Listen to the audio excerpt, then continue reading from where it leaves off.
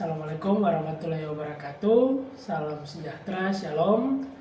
Perkenalkan, saya Dilan Tamalsir.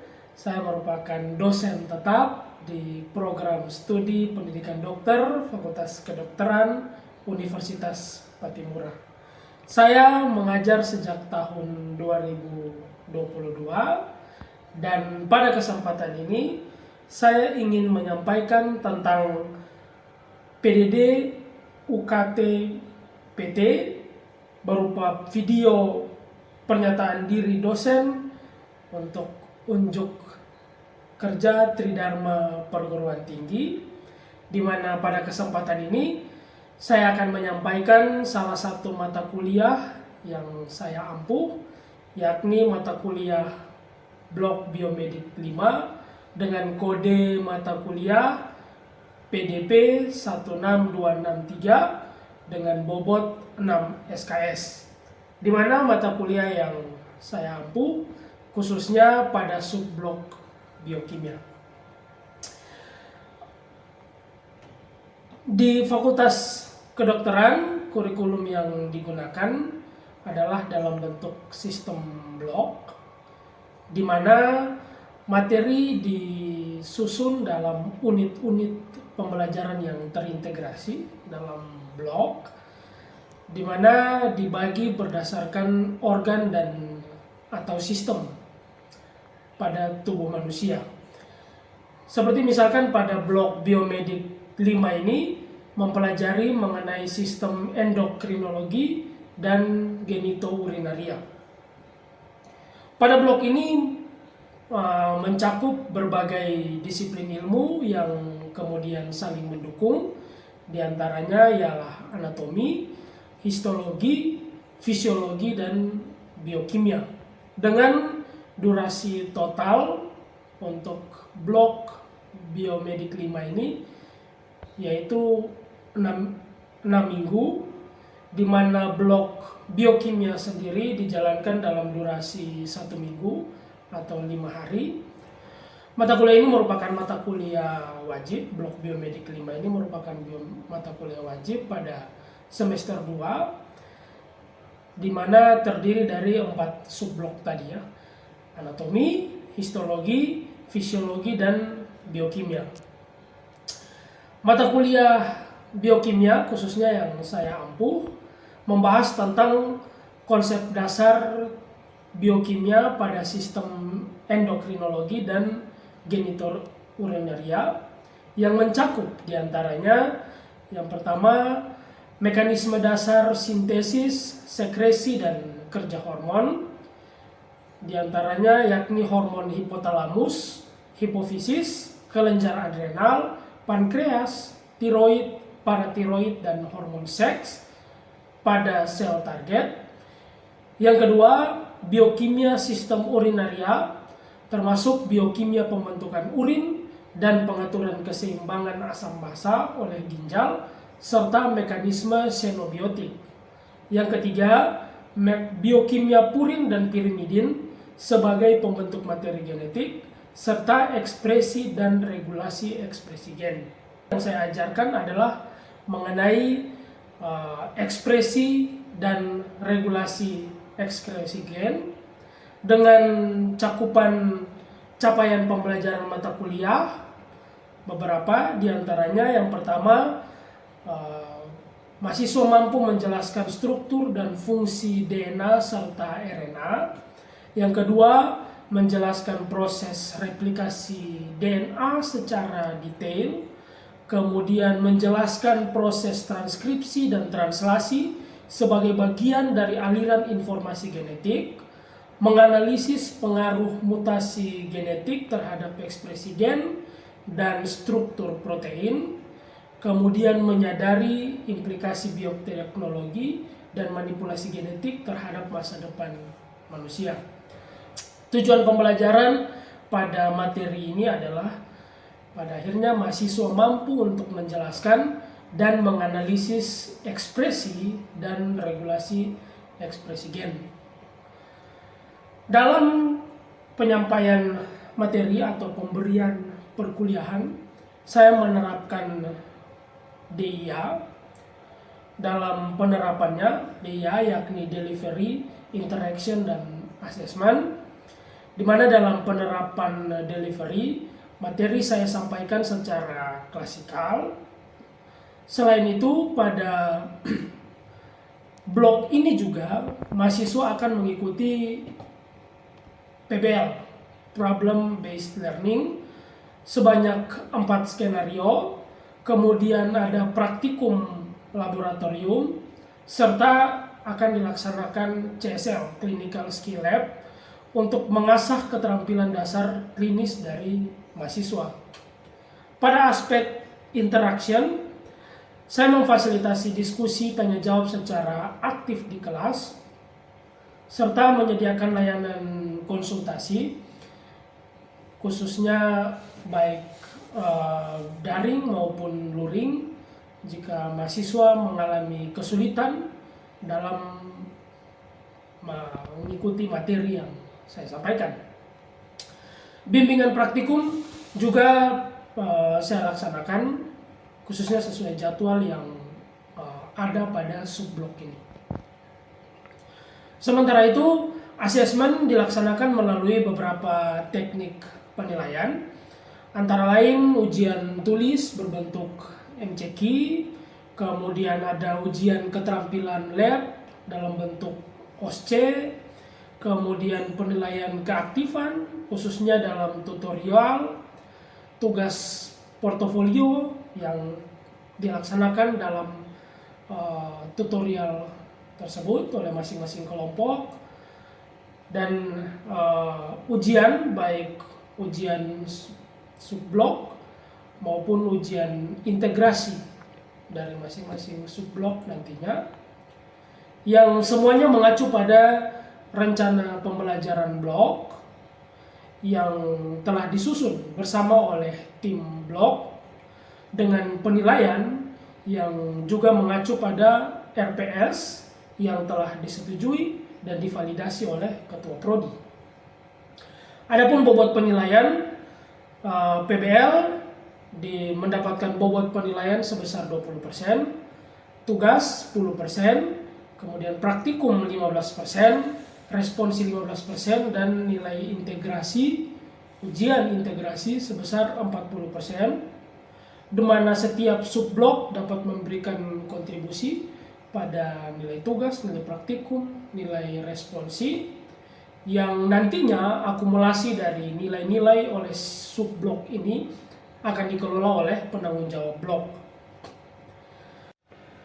Dan selanjutnya kita akan mengikuti cuplikan video pembelajaran yang saya laksanakan di kelas dengan materi pada pertemuan pertama, yakni mengenai struktur dan fungsi DNA serta RNA, kemudian mengenai proses replikasi DNA.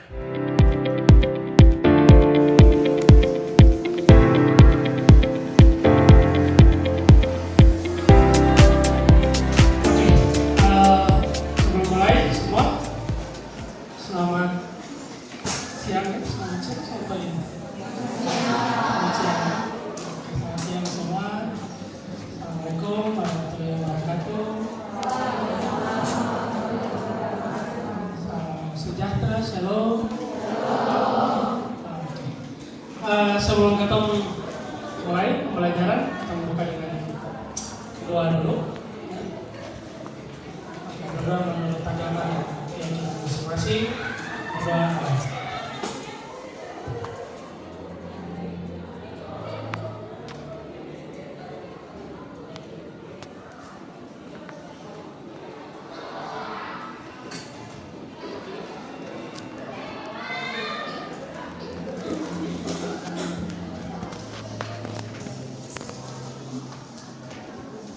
Oke, hari ini kita akan bahas tentang genetika. Sepertinya sudah dapat juga ya dari sebelumnya terkait pembentukan purin pirimidin. Jadi ya pembelajaran di saat ini akan seputaran sintesisnya. Ya. Jadi dalam pembelajaran hari ini kita akan melihat konsep dasar gen, begitu pula dengan genom, kemudian struktur dan fungsi sedikit, sekalipun kemarin dari tadi pagi ya dari Bu Ros, mungkin sudah kita akan lihat lagi sedikit supaya betul penjelasannya, kemudian pewarisan sifat, proses replikasi, transkripsi, translasi, pembentukan protein, pembentukan asam amino, kemudian pengaruh mutasi genetik, kemudian di akhir nanti ada implikasi bioteknologi. Itu yang akan kita pelajari sepanjang hari ini. Oke. Organisme tingkat tinggi, misalkan manusia, tersusun atas sel. Jadi setiap organisme tersusun atas sel. Di dalam sel, khususnya di dalam inti sel, ada kromosom. Kromosom itu kayak benang yang dipintal ya, yang dipilih jadi satu, di-pack jadi satu. Jadi kalau ditarik, diurai, ya isinya gen gitu ya, DNA gitu ya. Di dalam untaian DNA itu ada gen. Kira-kira begitu ya.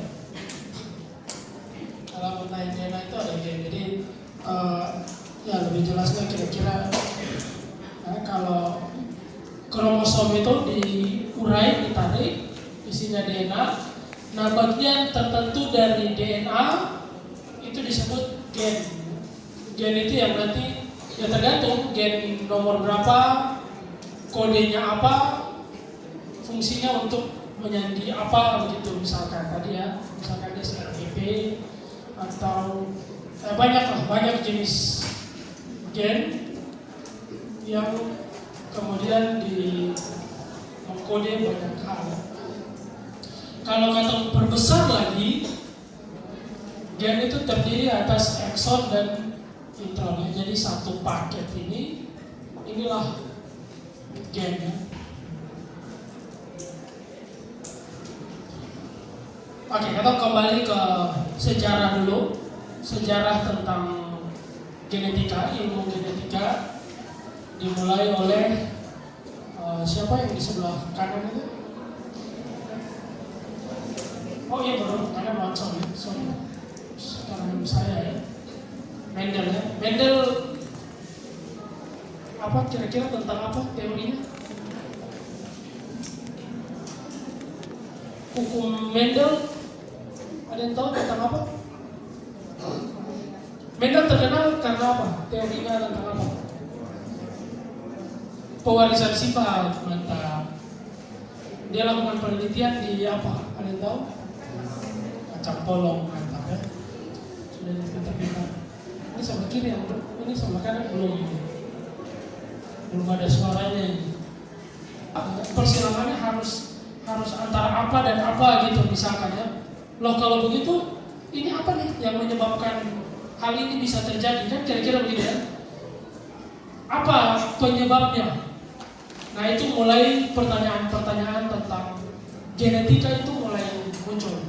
Mulai dari Mendel ketika dia mengemukakan teorinya, ilmu genetika mulai semakin menarik untuk dibicarakan. Ada tokoh yang hebat lagi juga yang di sebelahnya, Watson dan Crick. Teori tentang apa Watson dan Crick? DNA double helix ya. Dia yang pertama kali merumuskan bahwa ini dua orang ya, Watson dan Crick ya, yang merumuskan bahwa DNA itu kayaknya double helix lah. Yang kemudian sampai sekarang kita pakai ya. Jadi dalam sejarahnya perkembangan ilmu biomedik ya, mulai dari klasik Mendelian atau classical genetics tahun 1900-an, kemudian gen mulai mapping, di map sampai kepada perkembangan ilmu saat ini. Kita sudah ada di eranya post genomic era. Jadi kalau dulu orang silang-silangkan, sekarang sudah ada di zaman di mana misalkan penelitian terbaru yang ramai di dunia biomedik itu, kalau pernah dengar CRISPR-Cas9, pernah dengar? Itu editing gen bisa langsung, ya. Jadi misalkan dalam kasus thalassemia nanti di belakang kita akan lihat perkembangan ilmu genetika sekarang. Jadi sudah bisa edit gen langsung di dalam tubuh manusia bahkan, ya. Itu perkembangan ilmu genetika sekarang sudah jauh sekali, ya. Bahkan kan sudah ada bedside genomic terapi misalkan dalam pengobatan penyakit. Sudah kalau yang ada sebelumnya kan masih seluler pengobatan, target pengobatan atau enzim. Kedepannya diarahkan malah ke target genomik, jadi spesifik. Pengobatan itu bisa bersifat spesifik, misalkan itu perkembangan ilmu biomedik, perkembangan ilmu kedokteran di era sekarang, kira-kira begitu. Kira-kira gambarannya ada 23 pasal. Ini harus begini, ya. Kalau ada yang kurang atau ada yang lebih, pasti nanti menimbulkan kecacatan, misalkan lebih di 21. Ini yang tahu penyakit apa? Sindrom Down. Sindrom Down terkenal karena trisomi 21, ya. Kromosom nomor 21 bukan cuma sepasang, dia tiba-tiba ada muncul satu tambah, ya. Jadi ada 3. Oke, itu tadi kromosom. DNA kita semua kenal, deoksiribonukleik asid. Jadi gulanya gula ribosa, dia mengalami deoksidasi, ya, deoksiribonukleik asid. Dia punya gugus fosfat sebagai titin dan ribosa yang tadi, ya, deoksiribosa. Basa nitrogennya adenin, guanin, sitosin, timin. Kalau di RNA apa yang beda?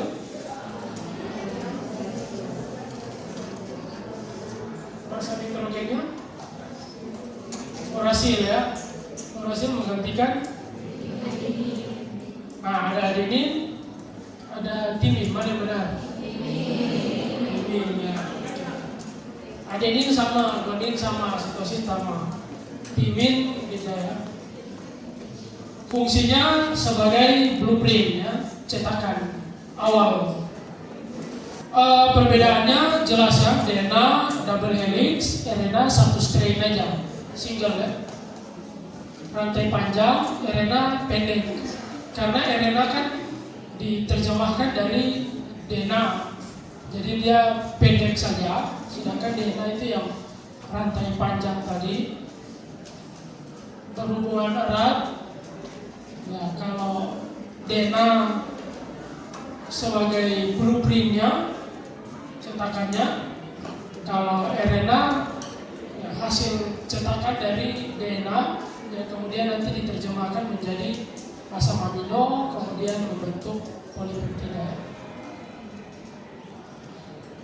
Ya, perbedaan utama lainnya adalah kalau di DNA dia timin, kalau di RNA urasil, ya.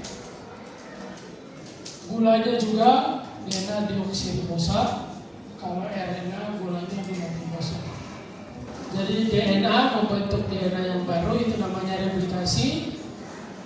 DNA membentuk RNA, itu transkripsi. RNA diterjemahkan menjadi asam amino, itu namanya translasi. Semua ini namanya central dogma. Replikasi dan transkripsi terjadi di dalam inti sel, sedangkan translasi terjadi di luar inti sel, di sitoplasma dengan bantuan ribosom. Jadi RNA begitu terbentuk, dia keluar, di sanalah kemudian ditranslasikan dengan bantuan ribosom. replikasi DNA sifatnya semi konservatif,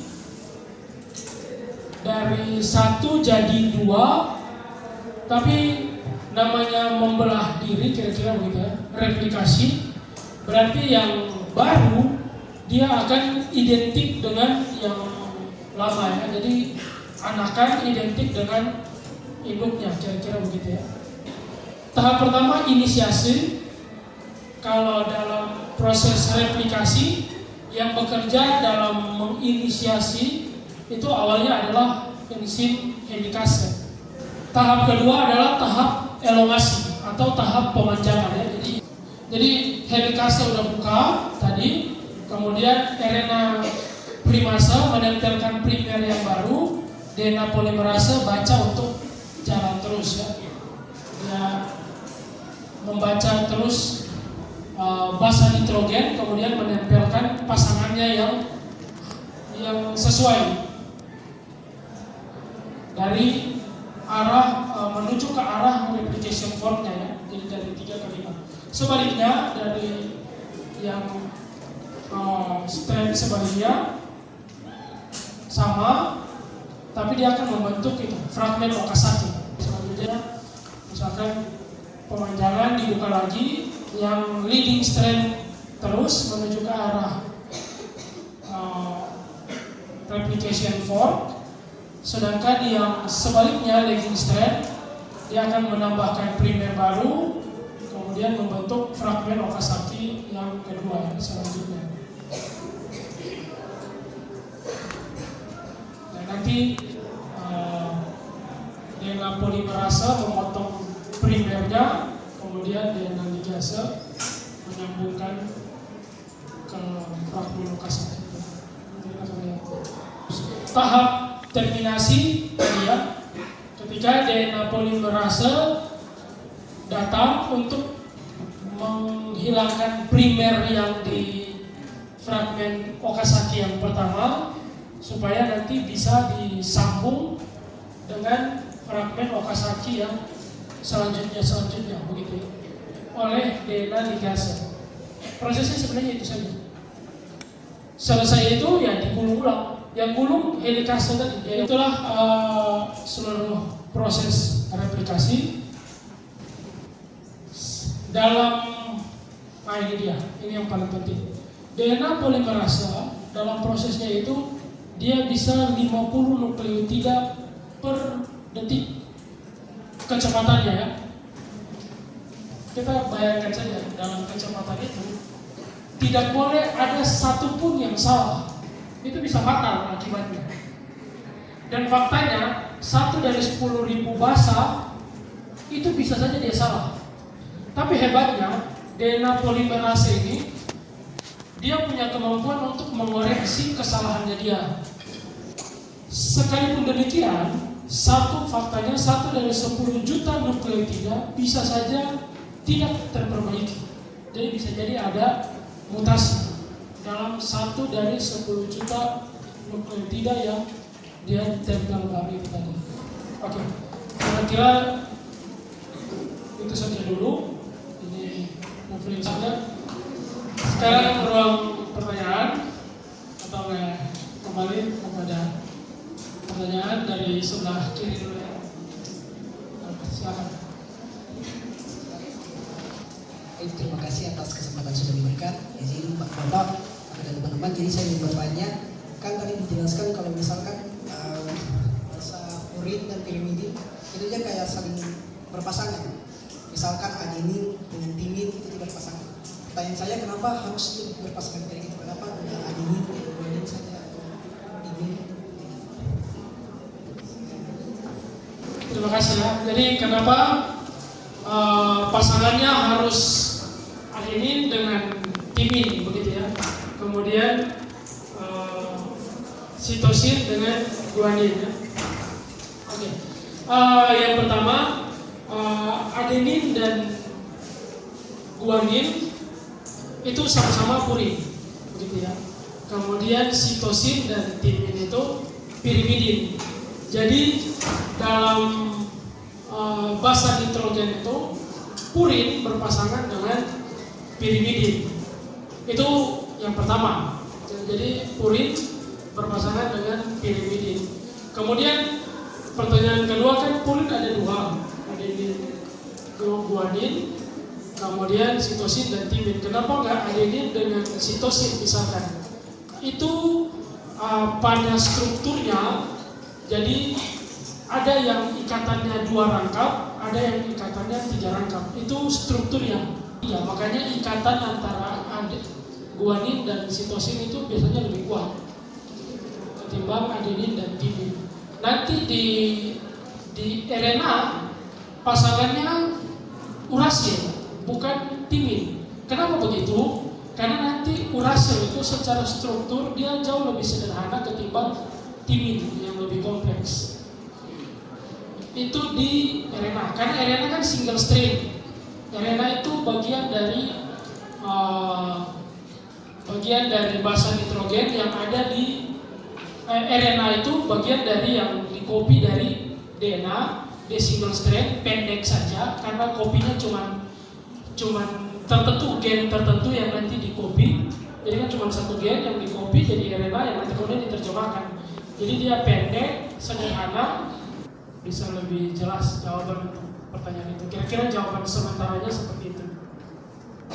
Begitu, kira-kira. Oke, pertanyaan selanjutnya. Terima kasih atas kesempatannya Pak. Di sini saya ingin bertanya mengenai tentang pernikahan saudara. Nah, seperti yang kita tahu, kalau misalkan pernikahan saudara itu biasanya akan timbul anaknya itu akan cacat. Nah, pertanyaan saya, apakah struktur gen dari hasil dari pernikahan saudara ini sama dengan anak-anak yang normal dalam artian pernikahannya itu tidak saudara? Mungkin itu saja yang bisa saya sampaikan. Oke, terima kasih. Incest ya, pernikahan saudara ya, atau istilahnya incest ya. Oke, itu memang benar pada beberapa kasus kecenderungan untuk mengalami kelainan genetiknya cukup tinggi berdasarkan hasil penelitian. Orang dengan pernikahan saudara sekalipun tidak semua, artinya faktor risikonya lebih tinggi. Faktor risiko kan ya belum tentu kejadian, tapi peluang untuk terjadinya lebih tinggi. Bahwa secara empiris itu kenapa bisa terjadi mungkin belum bisa dibuktikan secara langsung, tetapi berdasarkan hasil penelitian resikonya memang lebih tinggi. Kira-kira begitu ya. Kira-kira begitu ya kalau untuk jawaban dan pertanyaan itu. Nah, terima kasih ya untuk pertanyaannya. Oke, saya rasa kita cukupkan dulu untuk 2 pertanyaan itu. Terima kasih banyak untuk bahasan kita. Ya baiklah, demikianlah video pembelajaran yang telah saya buat ini dalam penjelasan mengenai pelaksanaan pembelajaran khususnya yang dilakukan sesuai metode DIA. Semoga video ini dapat mendukung proses penilaian sertifikasi dosen ini. Terima kasih atas perhatian Bapak Ibu Asesor. Assalamualaikum warahmatullahi wabarakatuh. Selamat siang dan terima kasih.